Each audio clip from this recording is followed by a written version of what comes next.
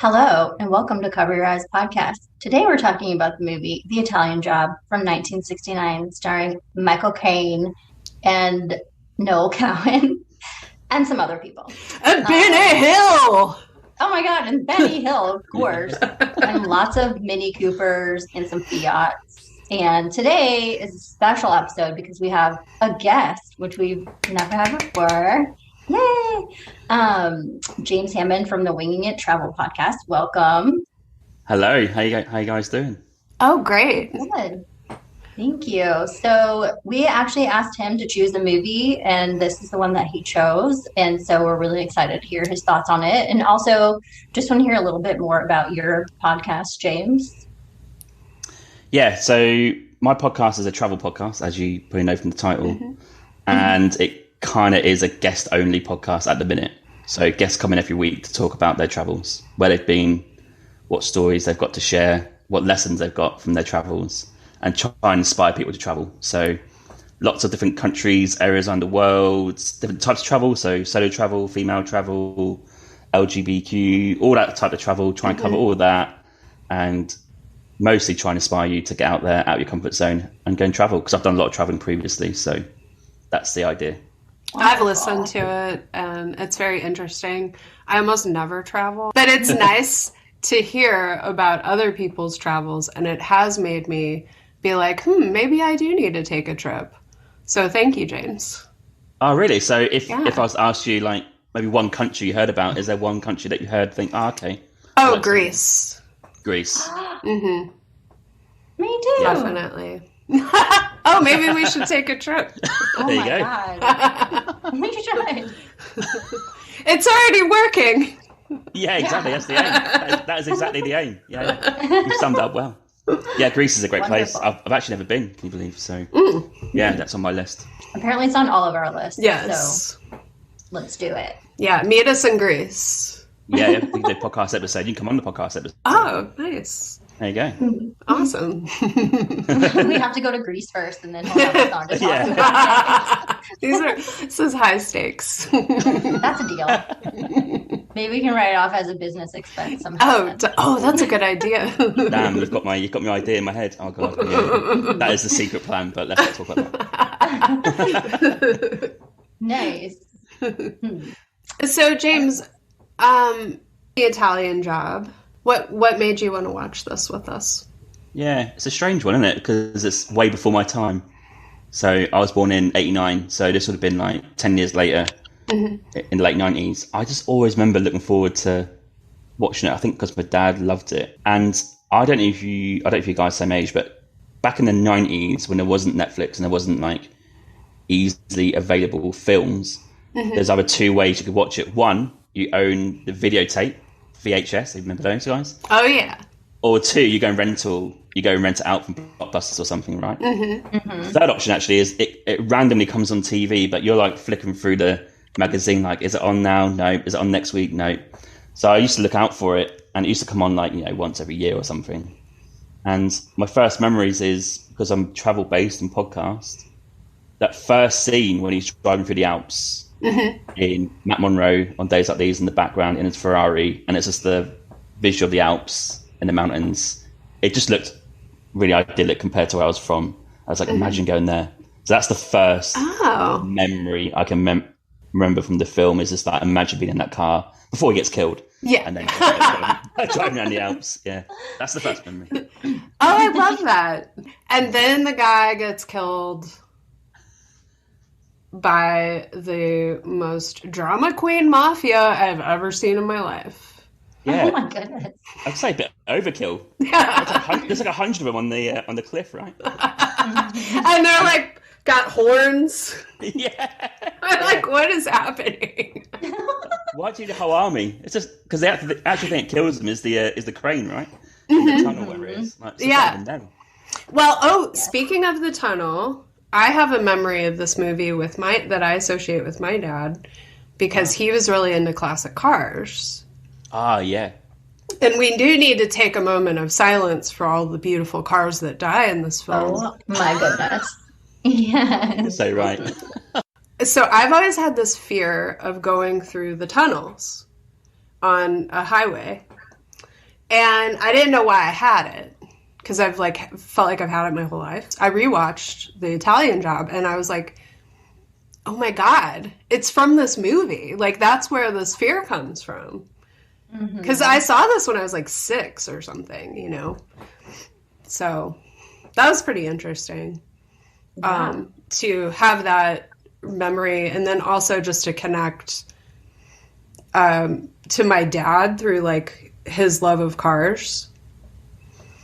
I think my dad had the love of Michael Caine. I think that's one of his favourite actors, right? Oh, yeah. That's the connection. I think that's why he probably watched it. And it's in the 60s, and he grew up in the 60s, so yeah, it's kind of like swinging 60s, late 60s, right? So, was he into the swinging 60s in the UK?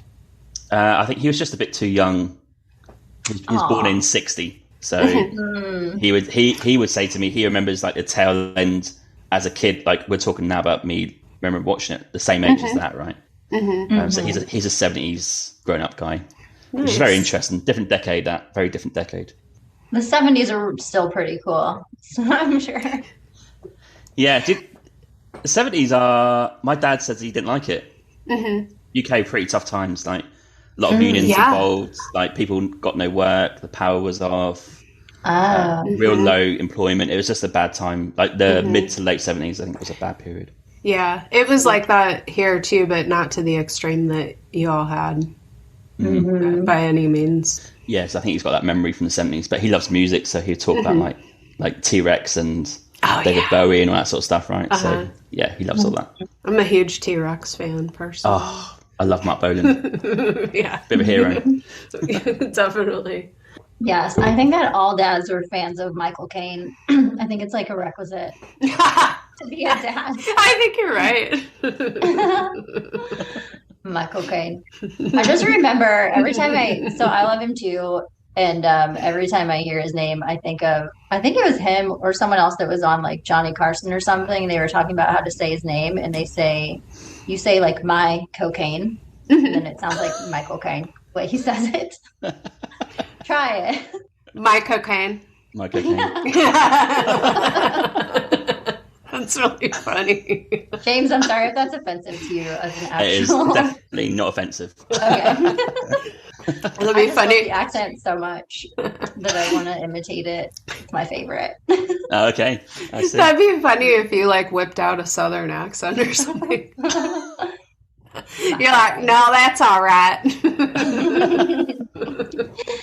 Yes. So the tunnel scene, that was scary, but I thought it was nice how they like murdered him, but also had a funeral instantly afterwards for him. So planning ahead, Respect. One-stop shop. One-stop shop. And then I It's also the worst wondered, funeral. how did they know for sure that it was him coming? Like, did they have walkie-talkies set up? You know, what if some other random person had accidentally been on that road? Great question. Great question. That's just the high anxiety in me thinking that. It seems a pretty clear road from the onset, right? Doesn't seem to be many traffic about, so yeah, they got lucky with that. Yeah, they were willing to take that risk. I found it really interesting how the mob is run, talking about planning ahead, how the mob is run like a corporation in this movie. The British mob, Mr. Bridgers. Yeah, Noel Coward, yeah. Yeah, it's like he has a corporation, only it organizes crime. Yes, it's a weird. I don't know what you guys think. It's a weird, like, dynamic in the movie where the Italian mob are so just like, yeah, they're in the Alps killing people, and yet our mob in the UK is run by someone in prison, where like he has no freedom. He's just like directing people, but he's got this like hero status. It's a really weird dynamic, and yeah, Michael Caine has to go through him to get the job done. So we can never compare to the Italian mob, right? Because they're probably number one mafia in the world, aren't they? Like in history. But yeah, it's almost like we tried to rival it, but we knew we weren't going to rival them, so we had to go a different route, which is this guy in prison. But yeah, interesting. He's in prison, but he's the boss of the prison, basically. Yeah. And he runs his whole operation. Like, they do experiments on the best way to get the job done, and there's like a lot of red tape. and files. Yeah. And I was just like, this is just showing us that corporations, it's a warning call. The future corporations of the world are just the fucking mob. Exactly, yeah. Exactly that. And he approves the budget, right? I think he has to approve like more money. Right. Exactly. And so, do you want to talk about what the job is? What's the Italian job? Yeah. Yeah, so I get the impression from the film, from the sort of like the storyline, is that the UK is in need of this money. So what they think is they're going to steal this amount of money in the worth of gold. So the Italian job is to go to Italy, nick, I think it's at Fiat.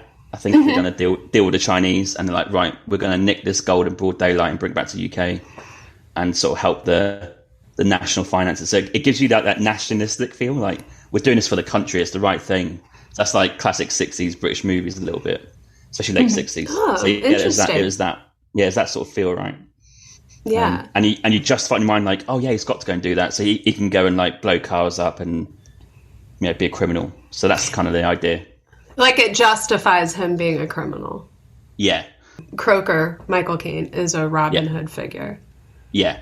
Yeah, he's just come out of prison as well, right? He's just been in prison. Yeah. Yes. In the 70s, when corporations start to take over everything. They're also discussing globalization because they're having Italian cars made in China. Yes. So that the rise of the Chinese as well, right? Which had been coming, I think, but I think from the 70s probably onwards, it started to really escalate into a global power now. So I think that, ties in well with that idea as well. Of moving, and the Italians are moving a Fiat car company factory over to China, and they're getting $4 million in gold bullion, right? Yeah. So in a way, the British are also saying that they're against globalization. Yeah, that's a fair point.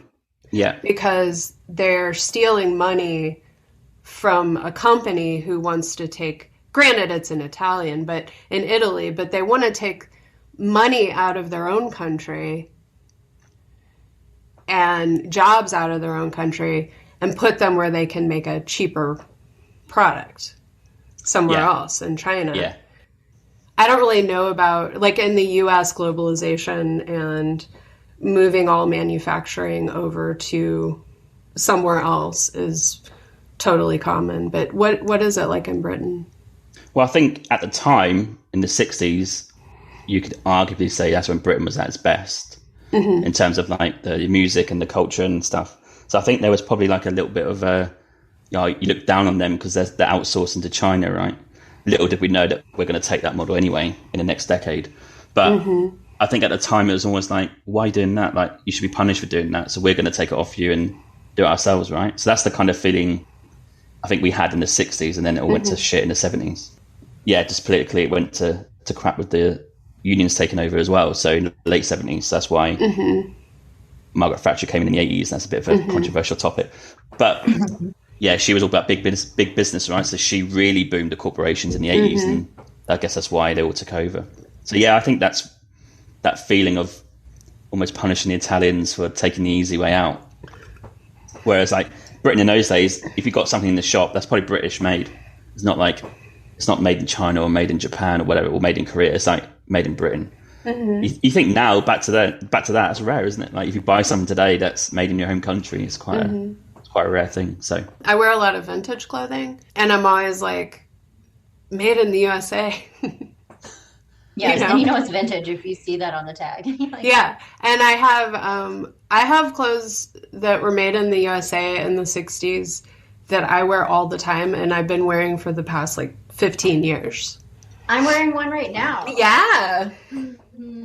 Love that. Yeah. I wanted to go with the vibe of the movie for the era. So damn, I should have joined you.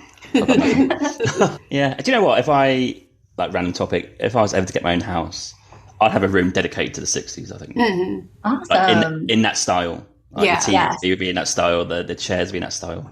Yeah, just randomly. You bring up a good point because aesthetically, this movie is like, if you want to know what the swingin' 60s looked like, if you want to see a bunch of men peacocking it all around the world, this is the movie for you, you know? Yeah. And there's one scene, it's right when Michael Caine, and Lorna, his girlfriend, he gets out of jail and she takes him to what seems to be like a brothel. And she got all of the women to be in the room. And then he goes they're in the room. And then that's like, so today, I bet a lot of people who watch that were going to be like, ugh, really offended by it. Yeah, so that's the first scene I think where I'm like, ooh, it's right. a little bit, so it's not a great look to see that this criminal who's been in prison, his reward is to go and get these, I don't know, it's 20 women I think it's like 20 to 1 or something in the room, right? And she leaves them in there. And I think it's a scene after when he's like done, right? He's all like disheveled and it's just a bit grim, isn't it? I thought that seeing it from like today, right? Yeah. But then I was thinking about if I was a woman in 1969, would I feel the same way? Or being the contrarian that I am, would I be sort of like, well, this is cool because it's like sexually liberated? Yeah, I think you've got to put that into context with the times, right? Where the 60s were sort of liberation for women in a sense. So yeah, you could say that, especially at those times in the late 60s as well. And it was arranged by a woman. Yeah. That was his quote unquote girlfriend. So when he gets out of prison, my favorite line is he says, "Take me to my tailor." That just incorporates everything. That sums it up. She says, like, when she picks him up, he's like, "Oh, it would have been nice to see you." And she's like, "That's not my scene." So it's like, he hasn't even seen her for like 4 years. So then I'm questioning, like, how much girlfriend, boyfriend are they? And then she sets him up to have like an orgy with 10 women who look very happy to be there. Like, I'm kind of fine with that scene because it was set up by women. They seem happy and willing. And he's like, "Oh, okay." Everyone seems like a willing party. And but then later she gets upset with him when he's sleeping with a different woman on his own. And I was like, well, wait a minute. Yeah, exactly. That's the contradiction. For 4 years. So you're kind of giving him like mixed messages here. Yeah, that is that scene where I'm like, oh, so you are a bit annoyed that he's seen a woman. That's a confusing scene. I was going to mention it, but as you mentioned it, yeah. Lorna's kind of the classic cool girl. That like puts like really literally like puts up with a lot of bad behavior that crosses boundaries from the men in her life so that they will all think that she's one of the guys and that she's playing along. Lorna is like that because she gets mad as opposed to just being like free-spirited and super open-minded. But she's somebody that grew up thinking or being told that she was going to get married and have kids and that would be her life. Yeah, and there's that scene, remember when she picks him up and he thinks that she's nicked the car. It's got like the Pakistani flag on the car, right? She's like, 5 minutes out of prison, we're already in a hot car. So like, there's a connotation there when he says, oh, so you know this, like, I don't know, it's at Saudi Arabia or Pakistan, I can't remember, like the consulate or ambassador. Like, oh yeah, he's a very nice man. Like, so he's almost accusing her a little bit of like, oh, so you've been seeing other guys. Which of course she has. Of course, yeah. Yeah, it's been like 4 years or something. I know what happened with all those women. So she was like, you know what? I cheated on him 20 times with 20 different guys.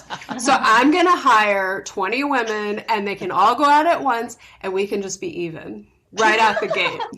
I think that's what happened. Done. Yeah. That's my story. That seems reasonable to me. Me too. It's funny because like he's been in prison for 4 years, and I assume there's no women in prison, so he's been starved for a long while. And 20 women, I mean, he's not going to last 2 seconds, is he? That's what I thought. What a waste of like an organisation.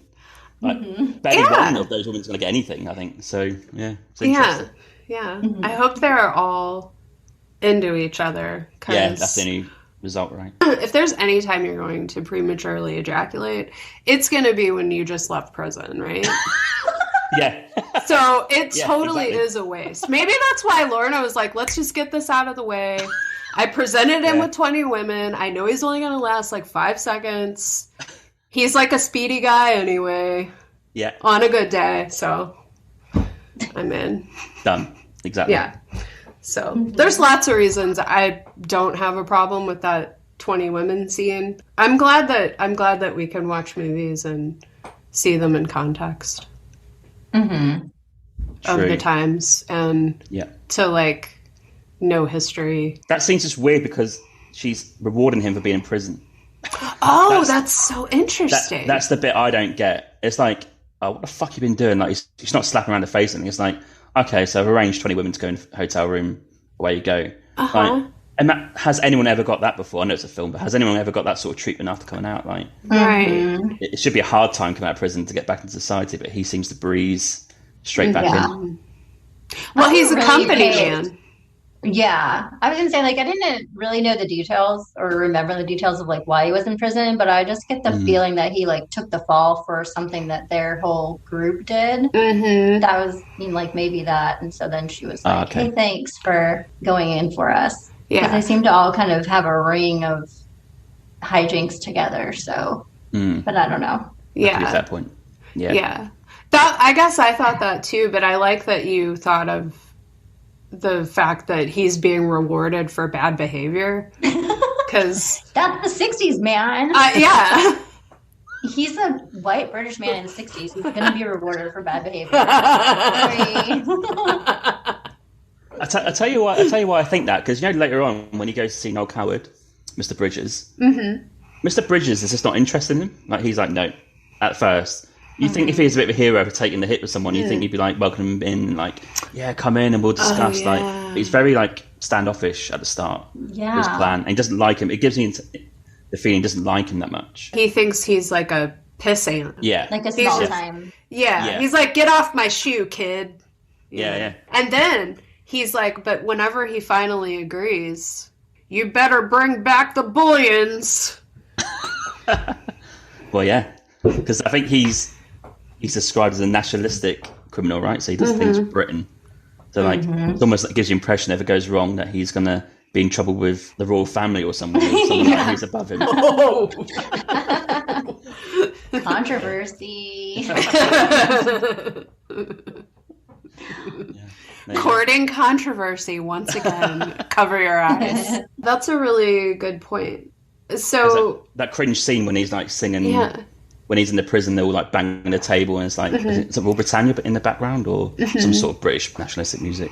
Yeah, it's a bit cringe, isn't it? It's like, yeah. Yeah. So it's cringy for you? I think it is now. Yeah, I'm just not very nationalistic, so I don't see the value in like singing "God Save the Queen." It's just a song, but some people take it really seriously. So I think it gives you the impression that he's doing this for the country and it's all good, but actually he's just a criminal just trying to nick some gold. So people get in trouble for singing a Sex Pistols song? I'm just kidding. But I like that one. That's good. Yeah. Okay, so you're more of that. God Save the Queen. That's more of an anthem than the original. Yeah, I think Johnny Rotten, he loves the Queen, doesn't he? I think, but hey. I don't know. I'm not sure Johnny Rotten. He's a bit strange in the Sex Pistols. I'm not sure. Yeah. Which way he's leaning towards, but like in terms of that. Yeah. But yeah, I'm not sure. Well, he's like this all the time, so who knows? Yeah, he is. Yeah. Like that guy does not ever blink. No. I'm like, where's your cult, dude? So that's interesting because I didn't really notice it. Like I didn't notice the national anthem music, in the movie the same way. I was just like, oh, that they're singing their country's songs. But when you said that, I was like, that's interesting because I was thinking, what if they were singing God Bless America or The Star Spangled Banner or Born in the USA? I'm joking. That's not a pro-USA song. No matter what Reagan says. So I have the same cringiness with our anthems, with the United States anthems. Yeah. But I didn't feel that way with the British anthems. Yeah, it's a weird subplot because you're like, why is this criminal in prison, Mr. Bridges? Why is he like all loving the Queen and the royal family and like he's doing it for the country? You could arguably say is against the country because he's created some sort of crime, or he runs a criminal organisation. So it's a bit weird that there's a couple of scenes with him in it, and he's like singing the national anthem, or they're singing like Rule Britannia, and he's got a picture of the Queen on the wall. It's just a bit, yeah, it's a bit weird. Oh yeah, he has that whole room with all the pictures of the Queen. Right? Yeah, exactly. Yeah, very like young. overkill. He has like a boner for the Queen. Yeah, Maybe that's what this is about. He's just trying to buy her love. Like her romantic love. He's gay, isn't he? Oh, is he? Yeah. Oh, I didn't. Do you remember the quote when he says, "Oh, someone's gay," and I think Noel Coward goes, "Well, everyone in the world is gay." I think that's his quote. I think. Oh, I totally missed that somehow. Me too. Yeah. Maybe I was just like, yeah, I agree with that. Sure. Probably should find the actual quote. Oh, cool. Okay, yeah, I want to re-see that part. Yeah. Do you know in the crew who's doing the job, there's that conduit between Charlie and Mr. Bridges. There's that like other guy who's sort of like the go-between. I don't know what his name. I can't remember his name. I think he's talking to him in the cell, and he's like, "Oh, everyone in the world is gay." Or bent. I think is his actual quote. Oh, here we go. I think I might have it. That's scandalous. So yeah, Camp Freddy. That's the guy's name I'm talking about. The conduit in between. So they talk about Benny Hill, the professor, who's a bit pervy. Yeah. And I think he said Camp Freddy, but Mr. Bridger, what if the professor's not bent? And then he replies, well, Camp Freddy, everyone in the world is bent. So it can be construed as two ways. Oh, see, I didn't know that was a word for gay. Oh, yeah. I did not know that. Oh, so that just went right over my head. Wow. Is that a British term? Bent? Get bent as like kind of like fuck off or something, but Oh. I thought it was you're a criminal. I thought it was just like you're bending the rules. Yeah, that's one way I think about it, and the other way is that someone's gay. Oh, I didn't know that. Okay. It's a play on words, right? I think he probably says it. You can take it as you will. Because Okay. Noel Coward in real life is gay, or he was gay, I think. So, Oh, neat. yeah, so I think That's neat that you put that in there. Yeah. Oh, I'm so excited that we learned something. Some new lingo from 1969. Yeah. Yeah. But obviously, it's weird that this guy he's speaking to, Camp Freddy, his name is Freddy. But for some reason, in this film, they called him Camp Freddy. Yeah. I don't know why you have to announce it, but yeah, it's just a bit strange for the name. Okay, so since you mentioned it, can we just talk about Benny Hill for a second? Yes. I'm just gonna jump right to it. Do it. So, as a child, my parents would watch Benny Hill, and I don't know, I have a memory of him like being on a lot, and I just remember he was always like chasing women and being kind of a pervert, kind of like in this movie, but in a different way.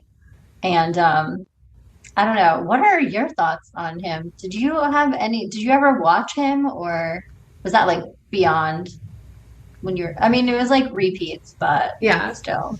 Yeah, I know the music, Benny Hill music. Oh, But what? yeah, the only thing I know, Music? yeah. Oh, yeah, like the theme song. Yeah. Okay. Yeah. I know that. Yeah. I thought he had like a music career that I didn't God, know no. about. Like he had an album or something. I'm like, wait. I've been missing out. James, you're like, I've been to 3 Benny Hill concerts. They were all marvelous. Yeah. Okay. But the only thing I saw him in was the Italian Job. Because all he says, pretty much every sentence, is about women, isn't it? In any sort of particular different type of way, whether he's like working out the mirror to face the women's bathroom, or he keeps looking out the window and they get two women for him to coerce him in. It's very interesting. And they're large women. Yeah, He's particularly. body positive. I like it. Yeah. He's ahead of his time. Yeah. No, I mean, he just must be like a huge pervert in real life, or maybe in real life he's just like completely asexual, and this is just like his alter ego, because he's always being a pervert in some way. Anytime that I can think of him, like, what was he actually? That is who Benny Hill is. He's a pervert who like terrorizes women with a mask.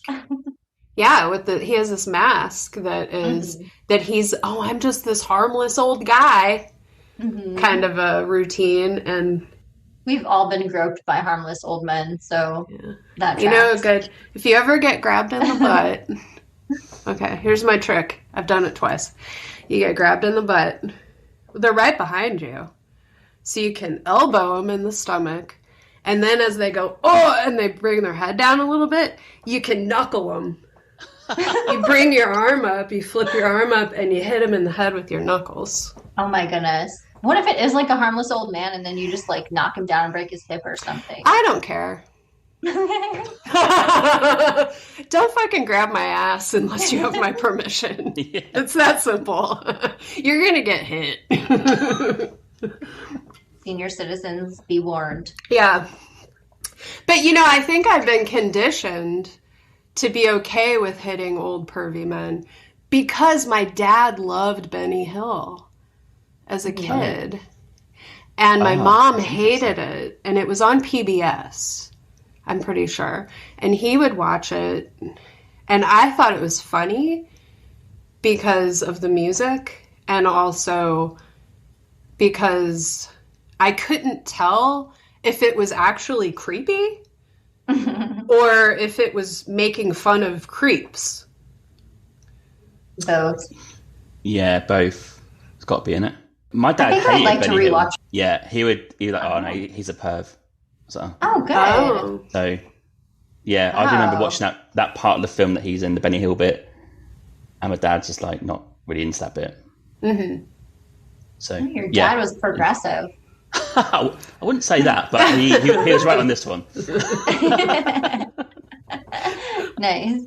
Yeah. So Professor Peach, Benny Hill in this movie, that's a gross name now that I know it too. Okay. For what is happening. So he has a fetish for big ladies, and that's fine if you like big ladies. Like, that's cool. If it was presented like that, just like, oh yeah, that's like who he likes. Like, they were like, we're trying to get him into our gang here, so why don't we give him 2 ladies? And then they're 2 big ladies because that's what he likes. That would be fine, no big deal. Everyone around him sees that as a disorder. It's not the fact that he's grabbing women's asses that is the problem. It's the problem, and why Mr. Peach is crazy, Professor Peach is crazy in this movie, is because he likes fat broads. Yes. I see you going with that. Yeah. Because in the 60s, all the women that we see up to that point are, pretty smoking, right? They've got the bodies and all that sort of stuff, right? Twiggy. Mm-hmm. Yeah. But that's a good point. And I think he's got that two things, that what you said, but also he's a computer genius, right? And they need him. So that's the only 2 things he's got. But it also gives me the impression that this guy, all he thinks about is that fetish. Mm-hmm. So to get him along to this job, they're going to have to get these 2 larger ladies to help out, because that's the only way he's going to say yeah. Mm-hmm. I don't think like money wouldn't be a thing, like apples, whatever you can offer him, he's going to say, but I think 2 ladies will get him in. Mm-hmm. Yeah. Yeah. But he is obviously crucial to the operation, right? Yeah, because he's the computer guy. He is going to stop the traffic lights. He's going to jam their traffic control system in Turin. Is that where they're? Turin, yeah. In Italy, and they are going to steal off of the truck in broad daylight in the middle of the street $4 million worth of gold bullion. Yeah, with the aid of English fans who watch the football match between England and Italy. Mm-hmm. So there's lots of English there anyway, and it also gives you the impression that because there's English there, they'll be fine. They'll help them out. Not like they'll say, "No, you can't do that. That's not allowed." They'd be like, no, that's fine. You're nicking gold. Yeah, we'll help you out. Like, that's the impression it gives you. Like, oh, if you need a bit of help, ask some English fans. It's like they're like, you know what? We don't really care what you do, but you're also British, so we're just going to help you because of that and nothing else. Yeah, exactly. Yeah. Yeah, patriotism trumps legality or morality. Yeah, and also we are world champions at this point, so yeah, good feeling. Yeah. Oh. So they won the World Cup in '66, right? So I guess the feeling at that point in Britain is like, oh yeah, we're like number one at football, and okay, bit of respect there. Oh, so there's like that's another reference to of how great we are, as a country. Yeah. So Professor Peach. Yeah, he accepts. He's in. And whenever it's like getting close to the finish line. We're going to need Mr. Professor Peach in here. And he gets arrested for being Benny Hill, which means he groped a woman. Yes, that's right. Yeah. And so that adds some tension because you're like, oh, is he going to get out in time? Like, is the whole job going to be extinguished just because of this guy's fetish, like sexual fetish? Like, but no, alas, he is released and the job goes through. Yeah, because when they start planning, right, you know, they all get together in the same room. Mm-hmm. I think Camp Freddy, or was it Charlie, one of the two, said that Professor Peach has got some, I think they called it interesting habits. Mm-hmm. But just let him do what he's got to do. So like they acknowledge, again, I don't know if that's just like they know he's a bit of a groper, or he just likes large ladies. I'm not sure what they're referring to, but whatever it is, they're kind of referring to him as a bit weird. To let him just be. But yeah, that's the first scene where they introduce all the team, right? Again, just a bunch of criminals, really. Camp Freddy, Charlie Broker. Yeah, and then kind of the rest of the team who do the actual job. And they'll get given jobs. Italian jobs. Yeah. So there's this one point where they're going to the job and the drama mafia comes again and they're trying to they destroy a bunch of cars. Moment of silence. It's a standoff between Charlie and the main mob guy. The Italian mob guy. And Charlie's like, you know what? You can kill me, but if you do, I am totally going to have my boss just start picking off Italian people that live in Britain. Yeah. And I was like, you know what, Charlie? You can go fuck yourself. Like, at this point, I don't care about you anymore. Like, that is so fucking mean. Yeah. It really got me. Yeah, he listed the places, right? Every Italian barber and pizza place, whatever he says, yeah. Yeah. Because I think just before that, he was in Italy doing a bit of research, wasn't he? I think. Or there's that film where it shows him that the mafia guy is about. So he killed the last guy. Yeah, that's when he sort of ambushes him again and drops his car over the edge. Another great car. Yeah. Now, those two cars were actually restored. Oh, really? To their former glory. Yeah, the Jaguars were both restored. Ah. After being smashed by the bulldozer and rolled down a cliff? Wow. Kind of like, why? And I was like, the Italian job. No cars died during the making of this movie. There was a Jaguar E and a Aston Martin convertible. But there were two Jaguars and then Michael Caine's Aston Martin convertible. What was your favorite car, James? My favorite car? Probably was there a green one in there? I'm not a car person. Oh, never mind. He liked the bus at the end. That was his favorite. Yeah, that was my favorite. Yeah. Okay. My question with that scene is, you know, when they're all lined up, standing with their guns, the camera is like it goes to, I think it shows them put the car over the edge, and then they look behind and all disappeared. I'm like, how did you not realise like 40 people behind them with guns just like walked off or ran off somewhere? He looked around like totally surprised, didn't he? Oh, they're gone. Yeah, strange. Yeah, I wondered about that as well. That's mafia magic. Yeah, I know, exactly, yeah. You don't question it.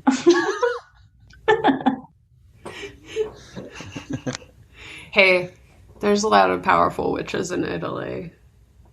La zingara. That's witch in Italian. Anyway, yeah. So do you have any other like standout memories or like thoughts or influences from this? Yeah, well, before the job happens, right, the next scene is about him, they're training as a team, right, to try and get it together. The classic line of, like, when he's supposed to blow the bloody doors off. It's a classic Italian job line when they're trying to figure out how to blow doors off a Jeep, but not blow the whole thing up. Oh, yeah. But then, yeah, that's a classic line where everyone knows, right, even growing up. It's like known in British culture, like, you're supposed to blow the bloody doors off. Oh. So that's kind of like what I remember distinctively from that scene. And then they keep crashing the minis. And so that's like the leading up to it, but the whole scene of them doing their job is just brilliant, I think. And it made me want to go, the bit when he crosses over the wedding party, when someone's getting married and they're jumping off like different directions. I think one shouts good luck. Well, that inspired me to go there and like just go and sit on those steps. So I went to Turin to sit on those steps. Oh, neat. I was like, oh, that's where he said good luck. Yeah. There you go. Oh, that's awesome. Yeah. So that's what I remember. Like, I'm going to go there and just say good luck to if anyone's getting married, but it won't. Yeah. But yeah, the whole scene of them just evading the police and nicking the gold, and then the close calls and the car chase. Who doesn't love a car chase? That was a great car chase. I'm not a huge car chase fan, but that one was great. And they ended up on top of a building. Like, come on. What was that building? Yeah, all the way to the top. Oh, do you know? Question. No. Okay. I was like, is that like an airport or something? It looks like an airport. I don't know what it was, but that was really neat. Hey, those Fiats will go anywhere. Yeah. Or, I'm sorry, it was a Cooper, wasn't it? Wait, do they have Coopers then? Mini Coopers. They have Mini Coopers. Yeah. Right, they would never use Italian cars, right? Are Mini Coopers British? Yeah. Okay. Bite your tongue, Holly. Sorry, I didn't know. Imagine an Italian job with Fiat Puntos. There you go. It's like rubbing salt into the wing. I only know about big dick cars, okay? Get me. Oh my goodness. You're sounding so American right now. Stop. If it don't give my girl a boner, I don't even bother. Oh my god. Everything, we were Australian right now so bad. Sorry, James. That's apologize. I need some Tim Tams. Oh. Yeah, that's a Vegemite. Yeah. Nice. So did you see any other Italian job sites while you were there? So I saw, the piazza where it kind of, those steps are sort of in front of a piazza. So that bit is all in the same area. So I only saw that. And then in Turin, obviously walked along the river where they go weaving in and out of they call it the weir, getting out. So that's that. I saw that, but other than that, that was it. But like you say, that building where they go on top of it, I don't even know where that is. It's hard to know what that was. But it looked like was it like a car factory or something? I don't know. Maybe. Yeah. Maybe it was a Fiat factory. Yeah, maybe it was. Yeah. They're closing down the plant. That's fine. Yeah. I'm gonna Google it. Did you see the Shroud of Turin while you were there? I did, yeah. Yeah, how was that? Whoa. Yeah, it's just a Shroud of Turin, and it's just there's debate whether it's true, right? Whether it's real. Did you get any feelings off of it? Any impressions? No. Did you get any impressions? Do they sell like T-shirts that have like the impression of the Shroud of Turin on a T-shirt? I think that's seriously sacrilegious. Isn't that a sacred holy item? Yeah, it's where Jesus put his face in the cloth. Yeah. But like I wasn't sure if it was like I'm not religious, so legitimately. Like I didn't know if Catholic people took it seriously, is what I mean. Oh. Where they take? Did you have to pay to see it? Yeah, James? yeah, of course, yeah. How much did you pay to see the Shroud of Turin? This is like 2006. I don't know. Oh, it's okay. 15 euros, something like that. Did they take you through a gift shop at the end? Of course. Of the two? Oh, they did? Yeah. Oh my God! What the fuck? I told you. It's a separate bill. It's a separate room. Like it's not like all joined up. Like some places like walk all the way through, right? But there's a little bit at the end. Yeah. There's also randomly in Turin the second biggest collection of Egyptian, what you call it, artifacts outside of Egypt. So apart from Egypt, Turin is the best place to go for that. Well, it was in 2006. Wow. So if you're interested in that sort of stuff, there's a huge museum there as well. Oh, that's good to know. Definitely. Because Egypt seems like it might be a little not too sure for women. Oh, yeah. Yeah.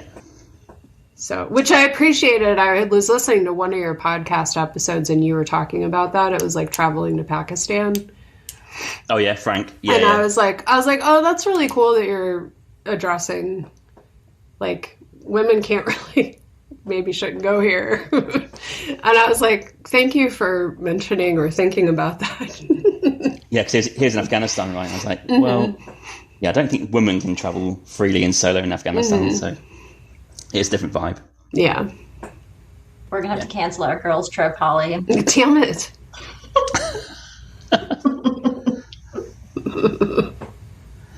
Where are we going to get pedicures? Okay. Okay, so this is a literal cliffhanger. Yeah, it's so frustrating, isn't it? So frustrating. I like the guy who's driving the bus. He's quite jovial, isn't he? Like he's laughing. He's pretty muscly. He's big. He's pretty stacked. Is it Lorna? I think she likes him. But yeah, just the bus at the end, right? Just swerving off the road and hanging off the edge. And all the guys. And it's like, so you've got the gold is all in the van on the side that's hanging off of the cliff. And yeah, then, it starts in the middle, doesn't it? Yeah. And then as they move, as the guys move, it scoots further and further away. Yeah. And he tells everyone not to get out because one person would disrupt the weight. And then it's like, yeah, I've got an idea, but then it leaves on that. What's your idea? Yeah, it's annoying, isn't it?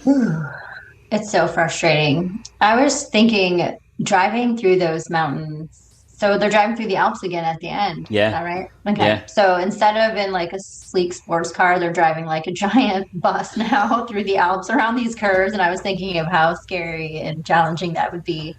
But like you said, the bus driver is just having the time of his life. Like he's loving it. And everything's going great until he's like too comfortable and like they're too high on their victory, I think. And he's just like not taking the corners quite as carefully as he should maybe. And then the next thing you know, they're like you said, cliffhanging.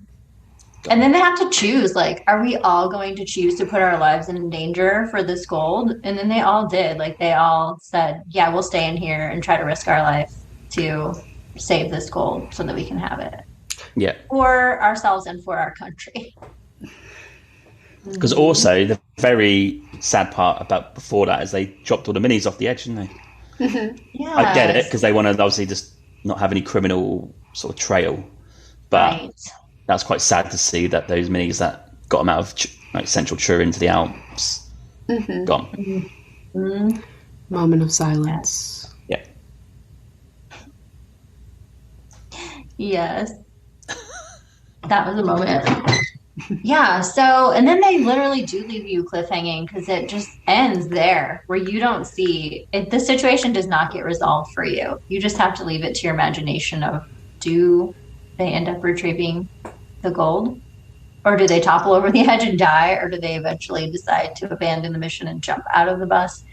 We don't know. Yeah. And you see Mr. Bridges, I think just before that, celebrating, right? Because he gets word that they nicked $4 million dollars worth of gold, and they're celebrating in the prison. I think it's where one of the national anthems comes through, right?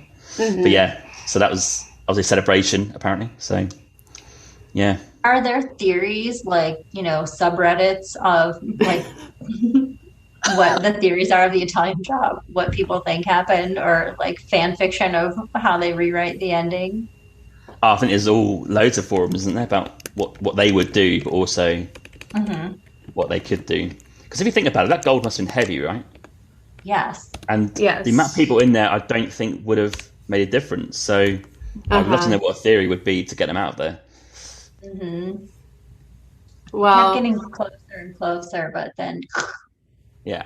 and then instead, it's like the more they try, the farther away the gold gets. hmm And it makes me, it's interesting to think about because James, with what you were saying about like how Britain was in the late 70s and how like the significant shift from the late 60s to the late 70s. And I'm like, this movie is very prophetic. Yeah. 100%.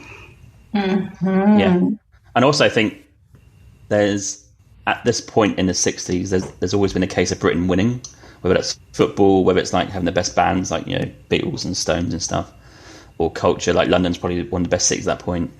The fact that we were not going to win on this occasion is probably why people are so annoyed at it, because they just want to see him drive to the Switzerland and the Alps, right?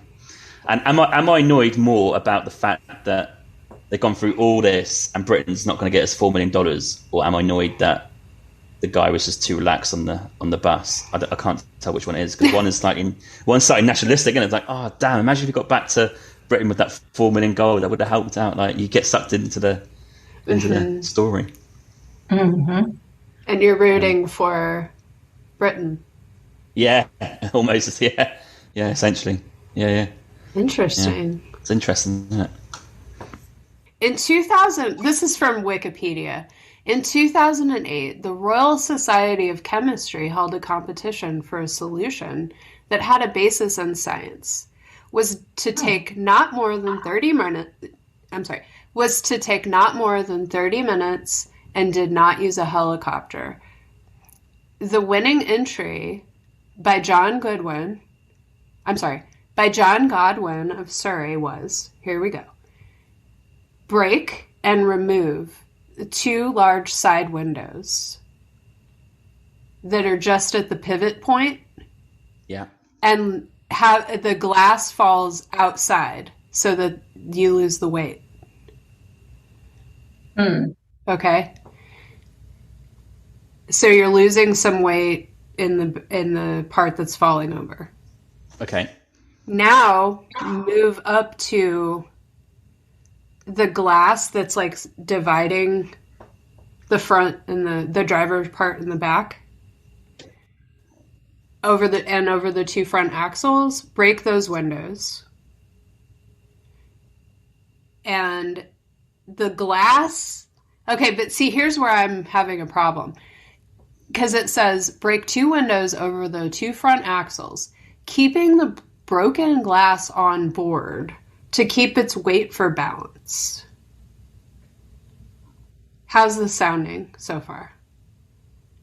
I mean, the glass weighs the same whether it's on the ground or in the panel. Well, that's what I thought. Yeah. Am I wrong? Unless the weight distributes. Well, yeah. I don't know. Plus, how are you going to get to those windows to break them? You'd have to like get close to them or shift a lot to break them. How'd you break them inwards? Bend over the edge. Yeah. With a gold bullion.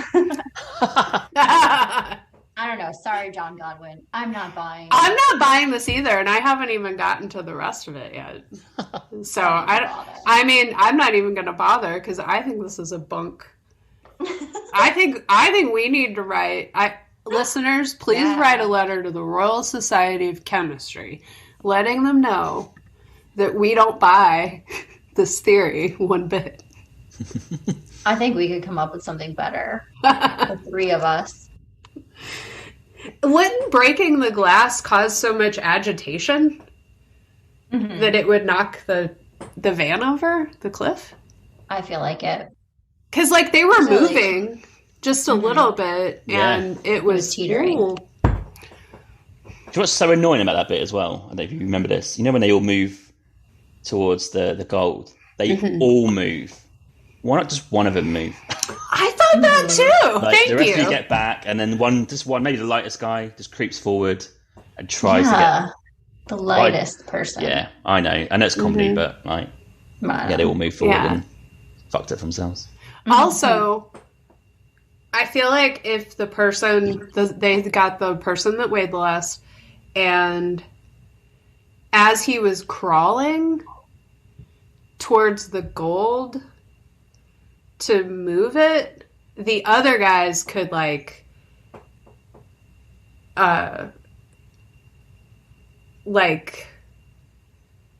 sorry, wait, let me start over. So he could crawl slowly. Because it seems like part of the problem is the movement. There's too much movement. Mm-hmm. So I'll tell you, really, I just thought that the ending is that they fall over the edge. But they didn't want to show it. Because I can't figure a way out of this. If one person gets out, it's possible they can do something. But if they're all stuck in there, like, I don't know how you're gonna. I can't figure it out. Well, like the first person that gets out might be the only person that gets out, because then the weight would shift, and it's like, see you guys. Yeah. And then they could arrange to go back and get the gold later, because no one else would really know it was there. Ooh, do they have belts? Do they have belts? The first one out. Sarah's like, fuck y'all. Oh, sorry.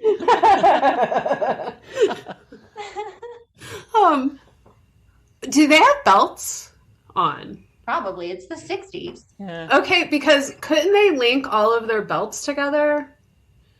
And it would create a strap, and they could pull the gold off. They could swing it around like a lasso almost with the belts, and then slowly plop each bar of gold down. Or their pants. They could take they're all wearing those jumpsuits before. They could link those together. Or shoestrings, anything. They could have done that to get at least one. Yeah. Because if they get the gold, enough gold over to their side, they're good. Then they're golden. Good. They're golden. Yes. Yeah. Annoying ending. Do you remember the song at the end that they sing? We are the Self-Preservation Society. Yes. What was that about? That's sung by all the cast in the film, and it's just that good-natured, happy song is that they've completed something. But it's also it uses Cockney rhyming slang, so it uses the I don't know if you're aware of Cockney rhyming slang from London. They use certain terms in that to good effect. So yeah, it kind of gives that impression that they're all together and they've all done this amazing job, right? That makes you feel like they make it. Yeah, it does, doesn't it? Yeah, it gives you the feeling they've done it because they're driving onto the coach on that road, and self-preservation, they figured it out and survived. Yeah. I'm gonna go with that. Thank you. I didn't know that was the cast. I was wondering. I was like, is this an actual song that would have been on the radio or something? Kind of different, but that's neat to know it was the cast. Yeah, it's cast, and I think because Michael Caine's got that classic Cockney voice, so I love it. I love Michael Caine. And then I always think of him in Alfie, and then I love Jude Law, and Jude Law remade Alfie, so it all comes together for me. Of course, yeah. Yes. But yeah, I think my favourite scene to make a roundup is definitely the blowing the bloody doors off. It's a classic scene. I like that. I also like the one when he says that good luck when they're driving off the stairs when that people get married. And it's just the little quips, the little one-liners that are there. There's also one line when they're trying to build their team together and they're doing the works on the cars to make sure they weigh enough and stuff like that. And one of the guys in the team's a bit dopey. And I think Charlie asked him a question is it going to get fixed? He's like, yeah. He's like, is it going to get fixed? He's like, yeah. He keeps asking him it 2 or 3 times. So I think that's quite a funny clip. Get a move on and hurry up. So I think there's a few quips rather than big scenes. Yeah. It's actually ridiculous if you look at the plot, but I mean, most movies are. yeah, exactly. Yeah. At least it had great scenery and great wardrobe. Mr. Fish did all of the wardrobe for that movie. Michael Fish, he is a designer, and he has a big part to do with the peacocking phenomena of the 60s and 70s with men. He kind of started that of like, hey, men, you can express yourself through your wardrobe. And he used a lot of like silky fabrics and things that felt good and had like a more feminine or dandified kind of look to it. I saw those shirts and I was like, because I'm kind of big on that stuff. On fashion. I don't want to say that because I'm not big on fashion because people think that means like current fashion, and that's not what I'm talking about. I guess I should, maybe it's more like fashion history. So anyway, yeah, Mr. Fish. Yes. The wardrobe is a big part of this movie. So Yes, huge. Definitely. Do you have any other like trivia things or anything interesting like behind the scenes knowledge about the movie that you scoped out over your 8 times watching it? Not really trivia, but I think Michael Caine at that time, 1969, he was, well, I'm not going to say the top of his powers, but he'd done a few films, British films before that. So he'd done Zulu and The Battle of Britain, which is one of the ones I mentioned. I think he was showcased in this film as someone who's not as serious.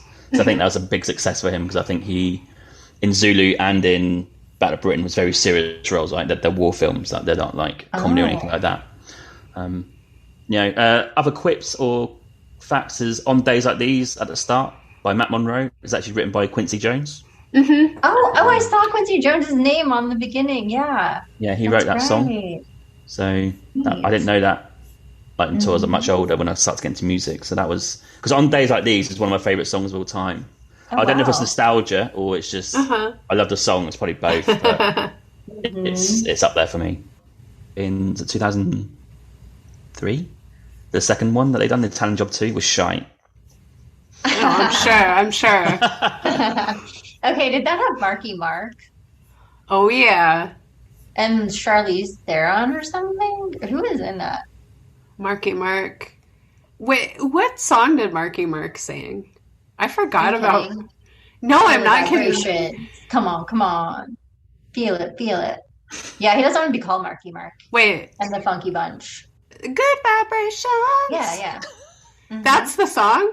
He does that? I remember we used to always make fun of that song. Oh, yeah. We hated Marky Mark. He would like everyone to forget that ever happened, but we're bringing it back. Marky Mark, it was like Marky Mark. I'm sorry, I don't normally say this because I sound like a rapist, but you're asking to get pantsed, dude. Oh. Like, that was all I could think about, like, his whole career was when is he going to get pantsed? Well, yeah, because he modeled those Calvin Kleins because his underwear were always hanging out. Mm-hmm. What does pants mean? Oh, sorry. It's when somebody, it's horrible. It's a horrible thing to do to somebody. When you go up behind somebody and you pull their pants down in front of everyone. It's like sexual assault light. It's sexual assault light, exactly. It's very Benny Hill-ish. Right? Yeah, you're right. You're right. But it happens a lot in like junior high. Kids would do that to each other to like humiliate each other on the playground and things. In sports, and then you just like pray to God you're wearing underwear and that they're clean. Yeah. Got it. My favorite quote was "Take me to my tailor." You guys have kind of done your quotes. My favorite quote was also "Take me to my tailor." Okay. Yeah, we usually do like a favorite quote, and then at the end we think of a question that's like somehow related to the movie that we would ask like listeners to email in about. And I normally come up with one like at the very end because I never think ahead, and then Holly comes up with like a better version of it. Well, it's just a different vibe. Yeah, it's not better. So we would be like, listeners, have you ever, gotten out of prison and had your girlfriend arrange a party at a brothel for you or something like that? It's very specific. And B, like, listeners, has something like this ever happened to you? So, put you on the spot.